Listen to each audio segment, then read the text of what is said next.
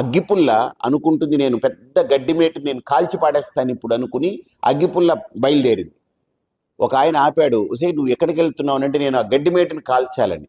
నువ్వు ముందు ఆగు, ముందు నువ్వు తగలడిపోతున్నావు చూసావా నువ్వు అని. అప్పుడు అది ఆగింది.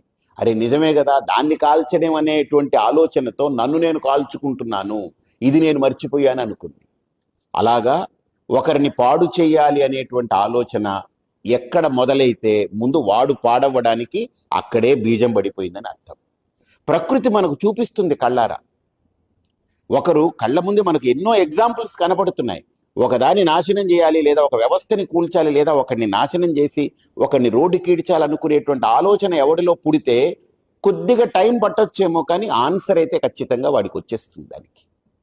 కాబట్టి దయచేసి మనం ఒక సాధకులుగా, ఒక మంచి మానవత్వంతో మనిషిగా బ్రతకాలి ఈ సమాజంలో అనుకుంటే, ఇంకొకరిని ఇబ్బంది పెట్టాలి, ఇంకొకరిని డిస్టర్బ్ చేయాలి, ఇంకొకరిని నాశనం చేయాలి, ఇంకొకరిని ఏడిపించాలి, ఇంకొకరిని బాధ పెట్టాలనే ఆలోచన మీలో బయలుదేరిందా, మిమ్మల్ని మీరే కాల్చుకుంటున్నారు. ఇది రాసి పెట్టుకోండి.